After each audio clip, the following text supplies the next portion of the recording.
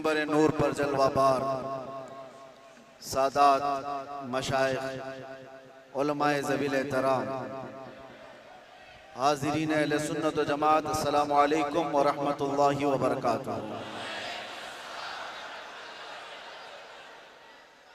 अल्हम्दुलिल्लाह अल्हम्दुलिल्लाहिल हन्नानिल मन्नान अल्लज़ी खलक़ल इंसान व अल्लमहुल बयान वस्सलातु वस्सलामु अला रसूलिही सय्यिदिल इंसी वल जान व अला आलिही व अस्हाबिही ज़विल खैरि वल इहसान, अम्मा बअद। फ़अऊज़ु बिल्लाहि मिनश शैतानिर रजीम, बिस्मिल्लाहिर रहमानिर रहीम। अन्नबिय्यु औला बिल मुअमिनीना मिन अनफुसिहिम, सदक़ल्लाहु मौलानाल अज़ीम। बारगाह रिसालत मुआब सल्लल्लाहु तआला अलैहि वसल्लम की दुरूद पाक का हदिया पेश कर ले। अल्लाहुम्मा सल्लि अला सय्यिदिना मुहम्मद मअदनिल जूद वल करम व आलिहि व अस्हाबिहिल किराम व इब्निहिल करीम व बारिक व सल्लिम सलातन दाइमतन सरमदन अबदा। फिर के गली गली तबाह ठोकरें सबकी खाई क्यों, दिल को जो अक्ल दे खुदा तेरी गली से जाए क्यों। अब तो न रोक ऐ गनी आदत सग बिगड़ गई, मेरे करीम पहले ही लुक़मे तर खिलाए क्यों। जान है इश्क़ मुस्तफ़ा रोज़ फजू करे खुदा, जिसको वो दर्द का मजा नाज़े दवा उठाए क्यों। अल्लाह तबारक व तआला आपकी ये मोहब्बत व अकीदत को सलामत रखे। मैं बहुत देर से देख रहा हूँ हर कोई किसी को बिठा रहा है, और मैं ये भी महसूस कर रहा हूँ बैठे तो बेचारा कोई बैठे कहाँ। जो जिस हालत में खड़ा है, जैसे है उसी अंदाज में खड़ा रहे। हजरत मौलाना इलियास काजी साहब मुझसे कह रहे थे आज यहाँ ऐसा लग रहा है कि जैसे शबे कदर है। मैं उनसे ये कहता हूँ हुजूर पाक सल्लल्लाहु अलैहि वसल्लम के नामूस की जहाँ बात हो, हजारों शबे कदर से भी अभी शबे कदर मिली है मेरे मुस्तफ़ा की बरकत से। सारी बरकतें उस हस्ती पाक की हैं। आबरू मां ज़नाम मुस्तफ़ा, हम सब की इज्जत और आबरू उस नाम पाक से वाबस्ता है। और इसीलिए हम बार बार ये कहते हैं वो जो न थे तो कुछ न था, और वो जो न हो तो बस। यही अकीदा भी है और यही जिंदगी भी है। वो जो न हो तो कुछ न हो। इसीलिए मेरे अजीजों, एक और बात जिसकी वजाहत भी कर दूं। लोग आज दो दो पोस्टर मेरे पास भेज कर कह रहे थे कि उधर भी है इधर भी है। कैसे प्रोग्राम? असल में ये तिलक नगर में होने वाला प्रोग्राम था। वहाँ के गयूर हजरात ने बड़ी मेहनतें की, मोहब्बतें उनकी भी अपनी जगह पर, लेकिन मेरे मुस्तफ़ा करीम सल्लल्लाहु अलैहि वसल्लम को जहां मंजूर हो, मेरे रब को जहां मंजूर हो, बात वहीं की जाती है। शायद गुरदल्ली वालों का खिंचाव ज्यादा हो। वैसे तो यहाँ पर रेशम का काम करने वाले ज्यादा हैं।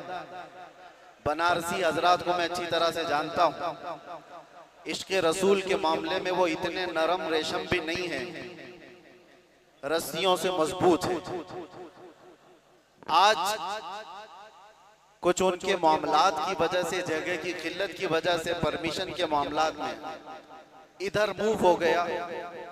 बहरहाल ये हालात के एतबार से इधर से उधर हो जाए, कहीं पर भी हो जाए, बात तो उस नबी पाक की जहां से भी की जाएगी गूंज कर रहेगी इंशाअल्लाह। और मुझे पता है हम उस मुल्क में जी रहे हैं जहां अफगानिस्तान का तालिबान मेहमान बन सकता है, और हिंदुस्तान में जन्म लिया सलमान नहीं आ सकता। ये मुनाफिकत है और मैं खुलकर बोलता हूं। वैसे मुझे बयान शुरू होने से पहले ही मस्जिद के आपके सदर साहब ने कान में कहा आपके ऊपर कोई पाबंदी यहाँ पर नहीं है, आप जो चाहे जितना चाहे बोल सकते हैं। लेकिन मैं सदर साहब से कहता हूँ, पाबंदी लगा भी देते तो हम धज्जियां उड़ा के भी जाते, इसलिए कि पाबंदी हुजूर पाक सल्लल्लाहु अलैहि वसल्लम का नाम लेने के लिए कोई माँ ने आज तक जन्म नहीं लिया, किसी माँ ने आज तक ऐसा बेटा जन्म नहीं दिया जो हुजूर पाक सल्लल्लाहु ताला अलैहि वसल्लम के नाम पाक को इस रूए जमीन से खत्म करके दिखा सके। हमारा जुर्म क्या है, हमारा कसूर क्या है, हम बोलते क्या है? हम बात सिर्फ मेरे मुस्तफा करीम सल्लल्लाहु अलैहि वसल्लम की करते हैं, और अगर ये हुजूर पाक सल्लल्लाहु अलैहि वसल्लम के नाम और उनके नामूस की बात करना जुर्म है तो हर बार करेंगे, हर बार करेंगे, 100 बार करेंगे, और वक्त आए तो सरेदार करेंगे। इसमें कोई खौफ की बात तो है नहीं, इसमें कोई डर की बात तो है नहीं। जब हमने ये कह दिया है या रसूल अल्लाह, ये दिल भी तुम्हारा, ये जान भी तुम्हारी, हम आए यहाँ तुम्हारे लिए और उठे भी वहां, जब सब उनके लिए है तो फिर डर किस बात का? खौफ ना रख रजा जरा, तू तो है अब्दे मुस्तफा, तेरे लिए अमान है, तेरे लिए अमान है। बेंगलुरु के गयूर नौजवानों को मैं कुछ बातों से बेदार करना चाहता हूँ। तुम्हारी एनर्जी, तुम्हारी ताकत खामखा जाया नहीं होनी चाहिए। सड़कों पर बर्बाद किए जाने के लिए तुम्हें ताकत नहीं दी गई। अल्लाह ने तुम्हें जो ताकत और एनर्जी दिया है, जो तुम्हें पावर दिया है, वो नशे के अड्डों पर बर्बाद करने के लिए नहीं, और ना ही गलियों कूचों पर रात भर गुजारने के लिए, और ना ही बेमहल और बेवक्त एहतजाजात करके अपने आप को जोखिम में डालने के लिए। तुम्हारी एनर्जी और तुम्हारी ताकत एक एक पल किस चीज के लिए दी गई है आपको पता है? जिंदगी ये नहीं है किसी की किसी के लिए, जिंदगी है नबी की नबी के लिए, और ना समझ मरते हैं जिंदगी के लिए, और जीना मरना है सब कुछ नबी के लिए। तुम्हारी जिंदगियां इतनी सस्ती नहीं है, तुम्हारी जिंदगियां इतनी हल्की नहीं है कि कोई चोर उचक्का हाँकता हुआ तुम्हें किसी भी तरह से लेकर चला जाए और अपने अपने मकासद का निशाना बनाए। ऐ नौजवानों, जिस दौर में आप जी रहे हो, होश और हवास के साथ जियो, कानूनी मामलात और उसकी पेचीदगियों को समझो। दुश्मन किस अंदाज से तुम्हें वार कर रहा है, इस चीज को महसूस करो। यकीनन मेरे आका सल्लल्लाहु ताला अलैहि वसल्लम की मोहब्बत और उनकी असमत एक ऐसी चीज है जिस पर मुसलमान कंप्रोमाइज नहीं करता, और ये दुश्मन को अच्छी तरह मालूम। हमें भड़काने के लिए, हमें आपे से बाहर करने के लिए, जानते हो वो कौन सी चीज का इस्तेमाल करते हैं? सिर्फ और सिर्फ मेरे नबी का नाम इस्तेमाल करते हैं। उनको पता है इसकी माँ की गाली से भी उतना नहीं भड़केगा, ये इसके बाप और इसके खानदान को कोसो तो भी नहीं भड़केगा, इसके घर को बिल्डोजर से तोड़ दो तो भी नहीं भड़कता। ये अगर बेकाबू होता है तो आमिना के लाल की इज्जत पर उंगली उठा दे। ये अच्छी तरह से दुश्मन को मालूम है, इसीलिए बार बार इस तार को छेड़ा जाता है। उन्हें छेड़ने दो, वो अपनी हैसियत के मुताबिक छेड़ करके समझ रहे हैं, लेकिन हकीकत में मेरे अजीजों मैंने महसूस किया इस कौम को अल्लाह हमेशा सलामत रखे। मैं कभी कभार रातों में बैठे फिक्र भी करता कि इन नौजवानों से मुस्तकबिल क्या होने वाला है, जो रात भर नशे के अड्डे में गुजारते हो, गाने सुन करके दिन भर बिस्तर पर सोए रहते हो। उम्मत मुस्लिमा का क्या होगा? हम पहले बहुत जज्बाती तकरीरें कर चुके, माशरे की इस्लाह के लिए हर बुराई पर हम उंगली रख चुके, बहुत फिक्र अंदाज, काफी फिक्र होती थी।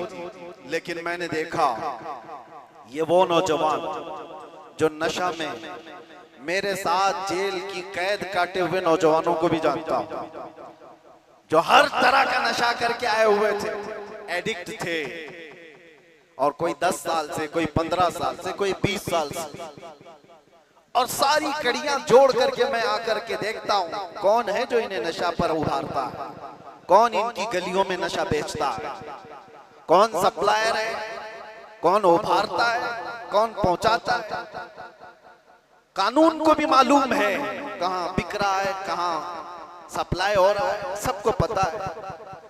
और खासकर तुम्हारे मोहल्ले क्यों टारगेट है, कभी सोचा आपने? ये सिर्फ बेंगलुरु की बात नहीं, जाओ मुंबई जाओ, कलकत्ता जाओ, दिल्ली जाओ, किसी भी, हैदराबाद, हर इलाके में मुसलमान क्राउडेड जो इलाके हैं, हमारी ज्यादा आबादी जहां पर, उन इलाकों को इन तमाम बुराइयों से घेर लिया गया है, नशा से। क्यों तुम टारगेट हो? वजह यही है मेरे अजीज, इसलिए कि दुनिया को खौफ दूसरी कौमों से नहीं, मोहम्मद अरबी के गुलामों से इतना डर है कि इसी दिन ये खड़ा हो गया तो दूसरों की नींद हराम कर देगा। पता है इसको इन तमाम खुराफात में मुलव्विस करके, नशा का आदी बना करके इसको सुला दो। ठीक है, इन्होंने कर लिया, किसी को 10 साल से, किसी को 20 साल से, किसी को 25 साल से नशा में मुब्तला करके रख दिया। हम भी डरे हुए थे कि ये नशा खोर नौजवान क्या करेंगे, मुस्तकबिल क्या होगा इनका।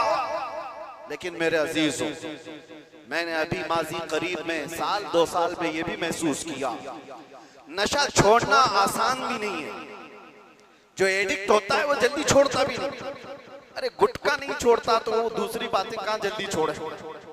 लेकिन मैंने इलाज भी देखा, ये वो नौजवान 10 साल, 12 साल, 15 साल से नशा में एडिक्ट हैं, पूरी दुनिया ने इनको टारगेट कर कर करके नशा खिलाया और इनको 36 घंटे 48 घंटे सोने वाले नौजवान बनाया। मैंने देखा है 36 घंटे सोने वाले, और डर था हमें कि इनसे होगा क्या मुस्तकबिल। लेकिन मेरे अजीजों, हमारा ये अंदेशा, हमारा ये डर गलत निकला।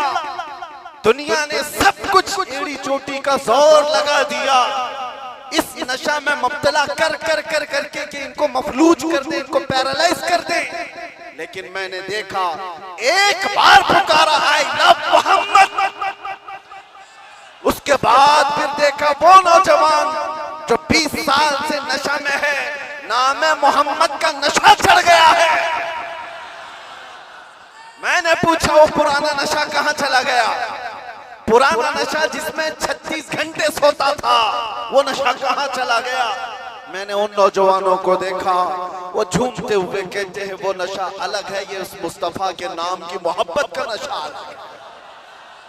मैं ये चाहता हूं मेरे अजीजों, आओ उस नाम पाक के नशे में, इससे बढ़कर के बेहतर खुमार कोई है नहीं। इसीलिए जो उस मोहब्बत के नशे को पी लिया, तब फिर वो गुनगुना करके यूं कहा था, कुछ ऐसा कर दे मेरे किरदिगार आंखों में, हमेशा नक्श रहे रूये यार आंखों में। उन्हें न देखा तो किस काम की है ये आंखें, कि देखने की है सारी बहार आंखों में। आपको मैं उसी चीज की दावत देने के लिए आया हूं। नौजवानों, ये धड़कता दिल किसी लैला को देने के लिए नहीं है, एक ही दिल है। उस लैला को क्या दें जो हर 4 दिन के बाद मजनू बदल देती हो? उस लैला को क्या दें जो पैसे देख करके बदल जाती हो, मनसब देख करके घर बदल लेती हो? हम उस दरबार में अपने आप को डाल दें जहां के मुतालिक ये कहा, जब तक बिके न थे तो कोई पूछता न था। या रसूल अल्लाह, तुमने खरीद कर, सिर्फ अनमोल नहीं, बात यहीं तक नहीं है, जिसको रसूलुल्लाह ने खरीदा वो अबू बकर था तो सिद्दीक बनाया है, उमर था तो फारूक बनाया है, उस्मान था तो जुन्नूरैन बनाया, अली था तो हैदर कर्रार बनाया, बिलाल था तो फखरे आसमान बनाया है, अब्दुल्ला इब्न मसऊद को फखरे फिका बनाया है। जो आया जिस अंदाज से आया मेरे मुस्तफा ने उतना नवाजा है। आज के दौर में हम देख रहे हैं, मुझे दुनिया क्यों पूछती है, मुझे दुनिया क्यों देखना चाहती है। यहाँ का मजमा भी मैं जानता हूँ, ये सुनने कम देखने ज्यादा आया हुआ है। सुनने के लिए तो यूट्यूब से सुन ही रहे, सारी तकरीरें पहुंच भी रहे, और ऑनलाइन अभी भी चल रहा होगा, घर बैठ के देख सकते हैं। लेकिन ये उमड़ता हुआ मजमा जो देखने के लिए आया है, वो इसलिए कि मेरे अजीजों दुनिया को ये बता दें, दुनिया सेलिब्रिटीज को देखने के लिए कतार लगाती होगी, ये उम्मत ऐसी है मुस्तफा के कैदी को देखने के लिए उमड़ आती है।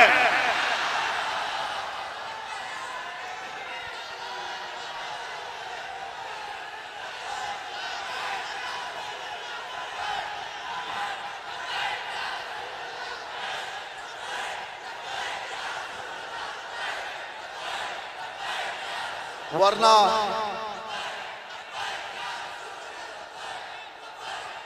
तवज्जो मेरे अजीजों, इस भरी दुनिया में हम जानते हैं जेल से छूटा हुआ आदमी मुंह छुपाकर घूमता है। लोग क्या बोलेंगे, जेल से आया है ना, हम जाने में मुंह छुपाए थे ना आने में मुंह छुपाए। अरे वो छुपा करके वो जाए जो चोरी करके गया हो, जो डकैती करके गया हो, रेप केस में अंदर गया हो, माल खा करके अंदर गया हो, वो क्यों मुंह छुपाए जो लब्बैक या रसूलुल्लाह क्या कर गया हो। आपके लिए भी मैं कह रहा हूं, मुंह छुपाने की नहीं, ये मुंह उठाने का वक्त है, उठाने का वक्त है। इसलिए कि मेरे अजीजों, उस नामे पाक के बाद अगर कोई मुसीबत आती है तो ये हुकूमतें या ताकतों की जरिए से वो तो जरिया बनते हैं। असल बात ये है कि हमें अल्लाह तबारक व तआला उस अजीम इम्तिहान से गुजारना चाहता है जो बिलाल हबशी को दिया गया है, जो खब्बाब बिन अल-अरत को दिया गया है, जो खुबैब बिन अदी को दिया गया है, जो ज़ैद बिन दसना को दिया गया है। मैं तारीख पढ़ता हूँ, हमेशा एक बात याद आती है, मेरे साथ भी सेम मामला हुआ था, हालांकि कंपैरिजन कुछ नहीं, बिला तशबीह बिला तमसील। इमाम अहमद बिन हंबल 5 लाख हदीसों के हाफिज हैं। आपको एक फतवे की वजह से 3 बार कोड़े मारे गए, 3 बार। और कोड़े किसको कहते हैं? ये जो कमर का बेल्ट है इसको नहीं, वो चमड़े का पट्टा होता था, एक बार मारते थे तो चमड़ी लगकर आ जाती थी। ऐसे कभी 80 कोड़े, कभी 100 कोड़े। इमाम अहमद बिन हंबल को जब ले जाया जा रहा था, ये तीसरी मर्तबा था, वक्त का खलीफा जब जल्लाद को हुक्म दिया कि इस बार फिर इनको कोड़े मारो, इनको फतवा वापस लेने के लिए कहो। एक शख्स ने कान में आकर के कहा, वो भी बड़े आलिम थे उस वक्त, कहा कि आप मुझसे कान में कह दें से मैं सारा मामला सही कर लूंगा, निपटा लूंगा। आपने कहा मेरे मुस्तफा की इज्जत और उनकी शरीयत कानों में नहीं बोली जाती, कानों में नहीं, इसलिए हम भी भरे मजमों में कहते हैं। आप जा रहे थे तो एक मशहूर चोर था बगदाद, उसने पुकार करके क्या कहा, अहमद बिन हंबल सुनो, मैं चोरी में 1500 कोड़े खा चुका हूं, चोरी कर कर करके बार बार पकड़ा जाता हूं, कोड़े खाता हूं, लेकिन फिर भी मैंने चोरी नहीं छोड़ी, चोरी अभी तक मुझसे छूटी नहीं है। ऐ अहमद बिन हंबल, मैं चोरी छोड़ भी दिया अगर, तो ज्यादा से ज्यादा मेरे बच्चों के पेट पे फर्क आ सकता है। आप ये कोड़ों के डर से हक बात बोलना न छोड़ें, इसलिए कि अगर आप समझौता कर लिए तो पूरी उम्मत बर्बाद हो जाए। इमाम अहमद बिन हंबल कहते हैं, अच्छों से बढ़ करके उस चोर ने दर्स दिया था, उस चोर ने सबक सिखा दिया था कि लोग सजाओं के डर से जब चोरी नहीं छोड़ते तो हम सजाओं के डर से मेरे मुस्तफा का नाम लेना क्यों छोड़ दो, हुजूर की इज्जत पर बात करना क्यों छोड़ दो। और अब तो हमें पता है हमारी जिंदगी बची क्या है, हमारी जिंदगी की असर हो गई। जिसकी उम्र 40 साल के करीब होती है, वो कहा जाता है असर का वक्त हो गया उसकी जिंदगी। असर से मगरिब में कितना टाइम रहता है? सूरज डूबने को बहुत थोड़ा सा वक्त रहता है। हमारी जिंदगियों की असर हो गई, मगरिब में थोड़ा सा वक्त बाकी है।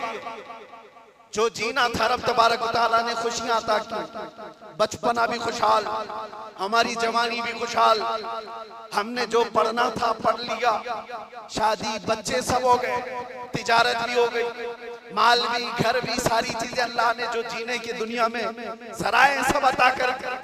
अब इस वक्त जब असर से मगरिब का वक्त हो चुका हो, आदमी अगर अल्लाह के जिक्र से मुंह फेर ले और इधर सूरज डूब जाए तो फिर उसकी जिंदगी इससे ज्यादा नहुसत में नहीं आ सकती। उससे बदकिस्मत कौन है जिसकी फजर अच्छी हुई, ज़ोहर अच्छी हुई, असर तक अच्छे पहुंचा और असर के बाद बिगड़ गया, तो इससे बढ़ करके बदनसीब कौन है? इसलिए मेरे अजीजों, अब तो हम कंप्रोमाइज नहीं करने वाले, अब तो हम समझौता नहीं करने वाले। अब जो होना है, जिसको हमारे मुहावरों में कहा जाता है, जब सर ओखली में रख दिया तो मुसल से क्या डर। आदमी को पता है। बहरहाल आपसे मेरा एक मैसेज है, आपसे मेरा एक पैगाम, ये और फितनों का दौर आता जाएगा और फितनों का दौर बढ़ता जाएगा। मेरे नबी पाक सल्लल्लाहु अलैहि वसल्लम ने फरमाया, मैं देख रहा हूं फितने मेरी उम्मत पर इस अंदाज से आ रहे हैं जैसे बारिश के कतरे, बारिश के कतरे जिस तरह आ रहे हैं, इस तरह से फितने आएंगे। तस्बीह का दाना यानी तस्बीह, उसकी गांठ अगर टूट जाए तो दाने किस तरह से बिखर जाते हैं। हुजूर पाक फरमाते हैं, उम्मत में फितने इसी तरह से होंगे, एक दाना पकड़ने जाओगे दूसरा सरक जाएगा, दूसरा पकड़ने जाओगे तीसरा निकल जाएगा।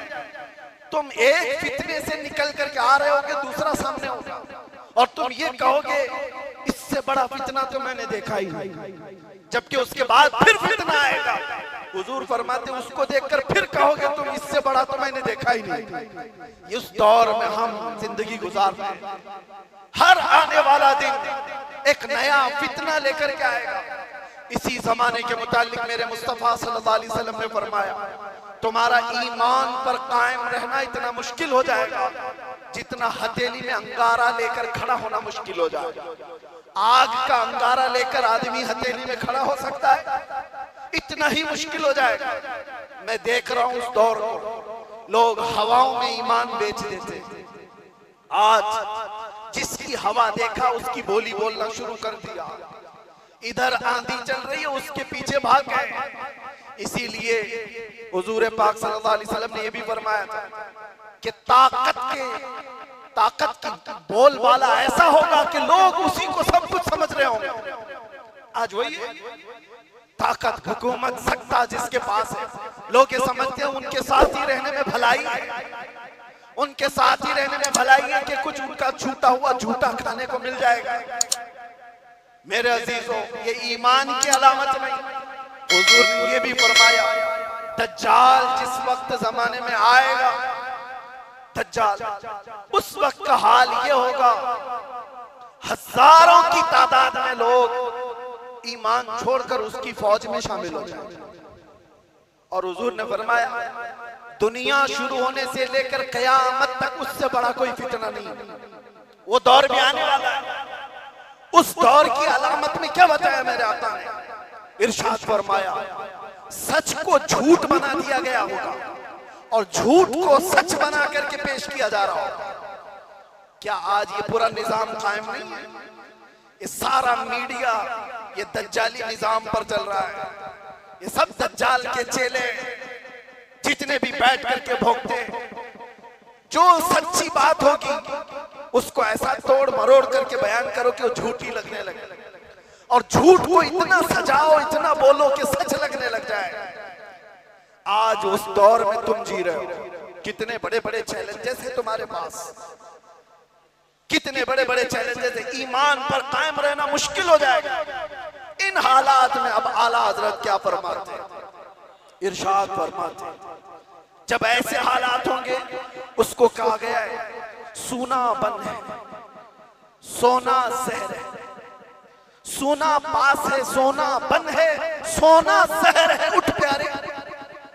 3 बार फरमाया आला, सोना पास है तेरे। सोना क्या है? गोल्ड तेरे पास है।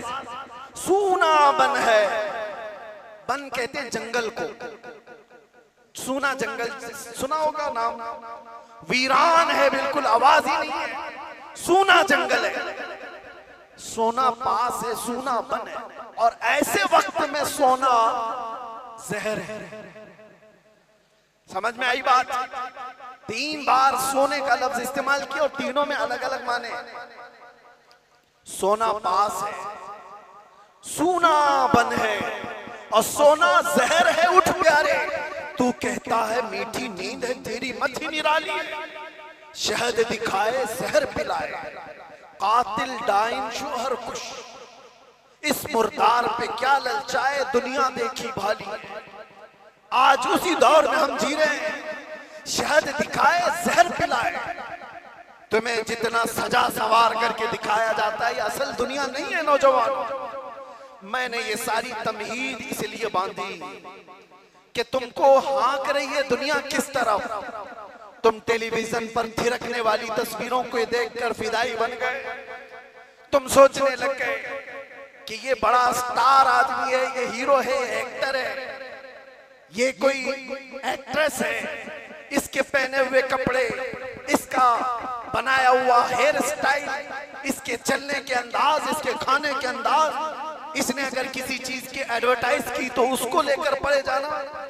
ये दुनिया की दिखाई हुई परदेसी नींद पर जिसके पीछे तुम पागल हुए जा रहे हो, ये वही दुनिया है जो शहद दिखा रही है और जहर पिला रही है।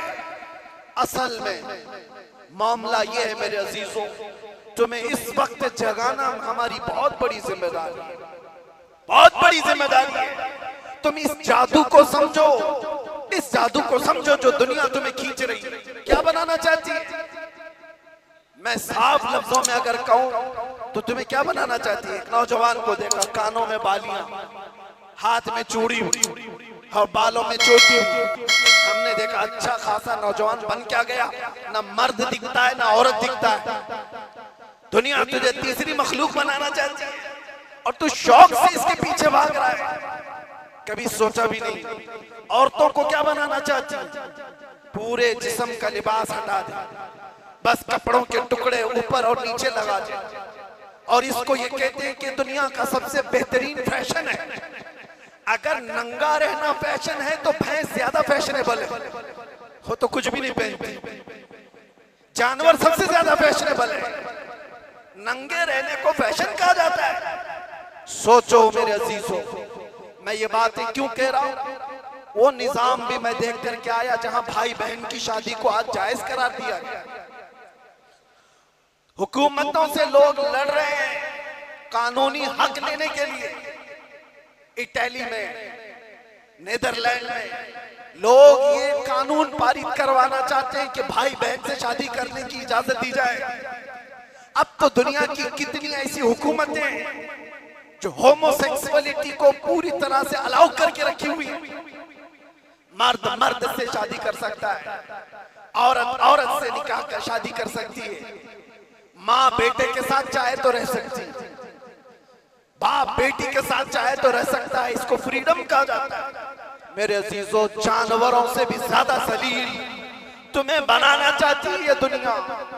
इसलिए मैं कह रहा हूं, उठो वो घर न हश्र न होगा फिर कभी, दौड़ो के जमाना चाल अपनी चल गया। तुम्हारे पास अब एक ही इलाज है, एक ही इलाज है, एक ही इलाज है। तुम कहां कहां से बच पाओगे इनके वार से? तुम्हारे घरों में जो टेलीविजन है, सोचते थे पहले कि टीवी चालू करेंगे तो नंगे नाच होंगे, अब वो जमाना भी गया। इस दुनिया ने तुम्हारे हाथों में पहुंचाया, तुम्हारे हाथों में नहीं बल्कि तुम्हारी उंगलियों के एक टच में जितनी गंदी फाहिशा चीजें देखना हो सब देख सकते हो। तुम्हारी आंखों की हया खत्म, तुम्हारे दिल का सुरूर खत्म, तुम्हारी रूह का नूर खत्म, सब चीजें छीन ली गई। और तुम कहां कहां बच पाओगे, कहां कहां बच पाओगे, कैसे कैसे इन वारों से बच सकते हो? एक ही इलाज है, एक ही इलाज है जिसको इकबाल ने 10 साल अपनी मेहनत के बाद कहा था। वो इलाज ये है कि मोहम्मद से वफा तूने तो हम तेरे हैं, ये जहां चीज है क्या लोहो कलम तेरे।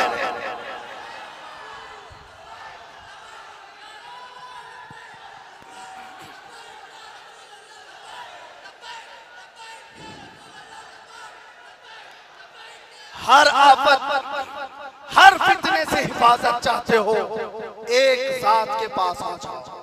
बुलहवस सुन, सीमौसर की बंदगी अच्छी नहीं, उनके दर की भीख अच्छी, सरवरी अच्छी नहीं। उस जमाने के जो सहाबा मेरे अजीज